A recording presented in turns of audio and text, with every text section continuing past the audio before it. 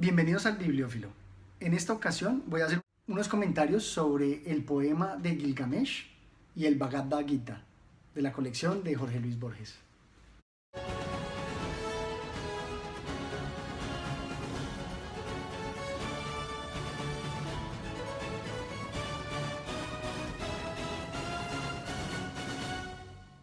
Antes que nada, en esta obra quiero destacar el gran prólogo de Jorge Luis Borges, que de alguna manera representa lo que quiero para mi canal, que es compartir con ustedes la dicha que me ha generado la lectura de ciertos libros.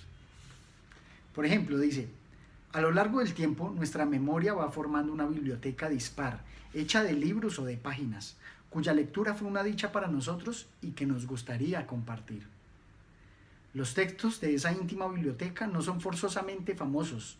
La razón es clara.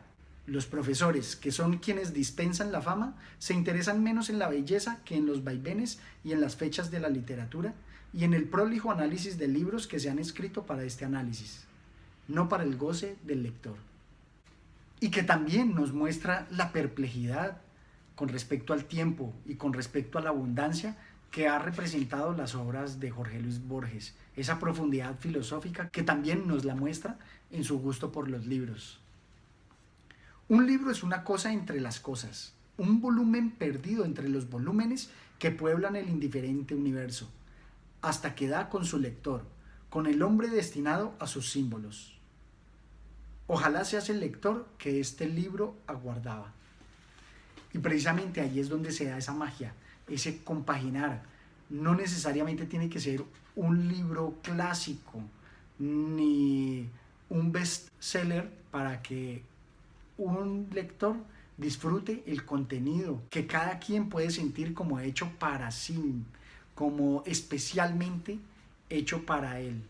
Pero bueno, siguiendo con lo que es ya propiamente el poema del Gilgamesh, me sorprende la antigüedad que tiene la obra. Y más que la antigüedad, es el valor en sí misma que tiene el poema, porque me sorprende cómo con la repetición de los versos, ese vaivén de los versos, esa musicalidad de los versos, te van llevando el mensaje y hacen que se horade en tu imaginación ese mensaje, que vaya calando muy profundo en tu ser y en tu inconsciente.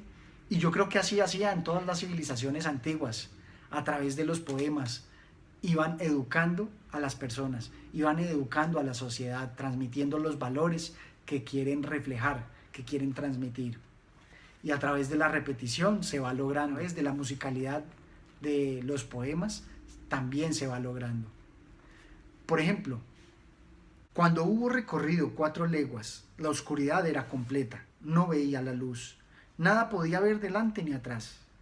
Cuando hubo recorrido 5 leguas, la oscuridad era completa, no veía la luz, nada podía ver delante ni atrás.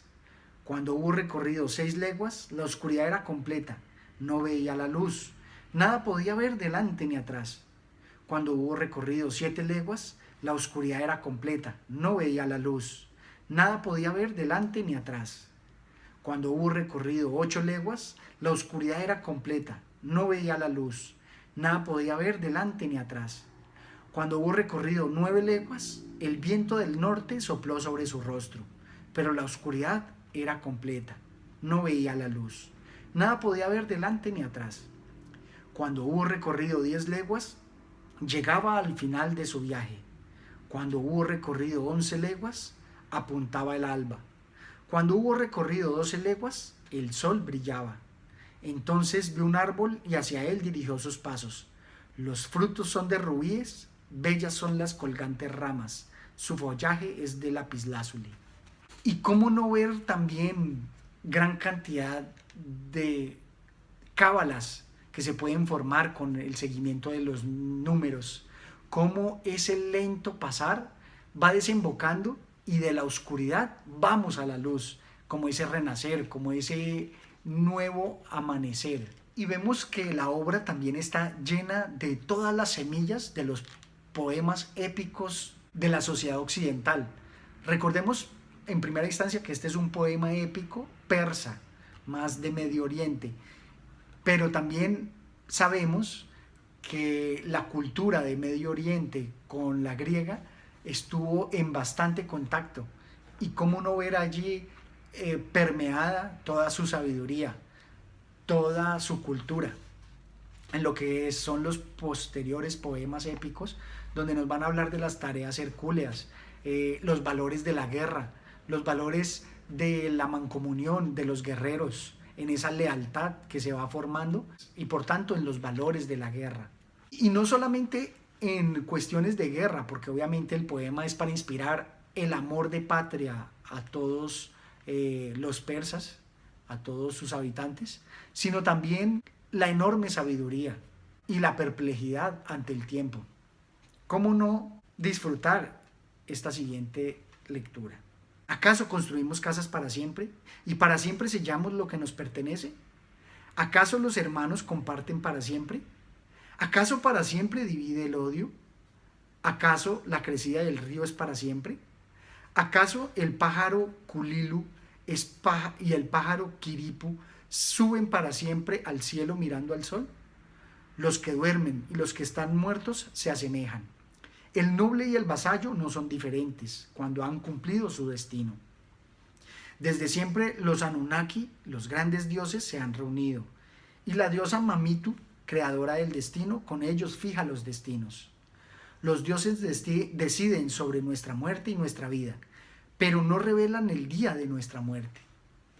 Y vemos que aquí también está toda la aquiescencia del cristianismo, en donde vemos una deidad que define todo desde la providencia, pero que esa definición de la providencia de todas maneras nos deja abierto el libre albedrío, ese gran misterio para hacer con nuestra vida y con nuestras acciones algo digno, algo meritorio, algo propio. Y así como este poema épico nos muestra esos valores de los persas, esos valores que son muy prácticos y enfocados, por ejemplo, a la guerra y a la lealtad de la amistad, a la lealtad que se forma en esa guerra, vamos a encontrar en el otro poema, el Bhagavad Gita, que es hindú, vamos a encontrar todos los elementos de la filosofía hindú, donde está lleno de los elementos del ser, del no ser, los elementos de la renuncia, los elementos de la acción, los elementos de la devoción y elementos también misteriosos, elementos que también nos van a trazar los valores de su sociedad, no solamente desde los fines prácticos y tangibles, sino también desde las intenciones y lo intangible, lo propio del ser, lo privado, por decirlo así, esa ética y esa moral que van a dirigir nuestra vida. Encontramos en este gran poema filosófico todos los rasgos que posteriormente en Sócrates, en Jesús propiamente dicho, inclusive en algunos sabios orientales como Confucio, todo lo que es la concepción del ser humano, desde sus intenciones, desde su obra, desde su omisión, desde la contemplación a sí mismo, como en su relación con la naturaleza, todos los elementos que hacen que la filosofía del ser humano esté enfocada hacia lo divino, hacia esa comunión con lo misterioso, con lo etéreo. Y en palabras de los hindúes, con la nada, con todo aquello que va más allá de las apariencias, con aquello que refleja la esencia. Puede ser que esta obra en un inicio sea de difícil lectura, porque pues al ser hindú y nosotros estar más permeados por la cultura occidental, pues no entendemos muchos de los términos ni estamos familiarizados con las imágenes y los dioses que ellos marcan dentro de su cosmogonía. Y aún así, los rasgos filosóficos son evidentes. Dentro de esa filosofía vamos a encontrar no solamente la contemplación que tenían los filósofos, sino también el ascetismo de los religiosos. La obra nos presenta la totalidad del pensamiento filosófico y creo que este es uno de los apartes que más me cautivó, porque muestra que en un hedonista estoico no entraría en contradicción porque no sería una acción interesada en el resultado, sino simplemente el acto, teniendo en cuenta que el hedonista es aquel que busca el placer por el placer en sí mismo, mientras que el estoico trata de separarse de él para no dejar que sus pasiones lo controlen. Pero yo vería que en este pasaje el hedonista estoico, aquel que combina ambos puntos, no estaría en contradicción. Porque miren, pues el Ser Supremo es constante y sin pecado, por ello aquellos reposan en el Ser Supremo.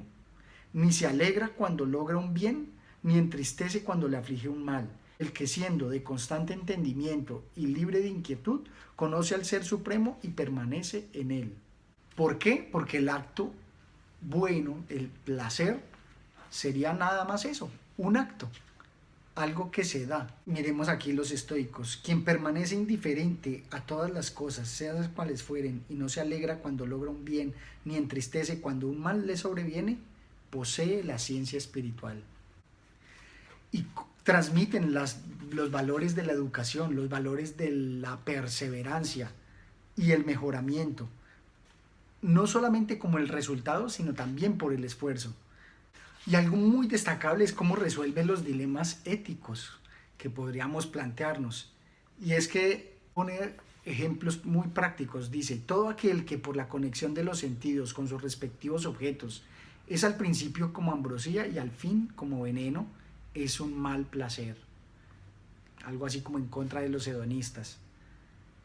Y otra parte aquí dice, quien ejecuta los actos a que obligado está por su natural, no incurre en pecado. Nadie debe, oh hijo de Kunti, dejar de realizar el acto a que obligado está, aunque este acto vaya acompañado de deshonor. De alguna manera está justificando un poco el deber, y a pesar de que algo pueda parecer malo, lo rescata por la necesidad, por la obligación. Y algo destacable en el texto es que lo cuenta con un narrador en tercera persona como testigo, porque pienso que esa es la manera que encuentran de poder transmitir esa sabiduría, esos valores de sociedad, en donde alguien dice cómo frente a otros se transmite, algo así como un profesor que enseña. Por el favor de Yasa, he oído yo este supremo misterio, es decir, la devoción del mismo rey de la devoción, de Krishna, que espontáneamente y públicamente la contó. Tal es el Bhagavad Gita íntegro, salud a todos los pueblos. Con esto me despido y los animo a que lean las obras. En una van a encontrar pues la inocencia de lo antiguo, de lo primitivo, y en la otra una profundidad filosófica encomiable. Realmente es sorprendente encontrar en escritos tan antiguos tal profundidad, no solamente en lo práctico, sino en lo ético, con todos los dilemas que pueden presentarse. Hasta una próxima oportunidad y no olviden suscribirse a mi canal. Gracias.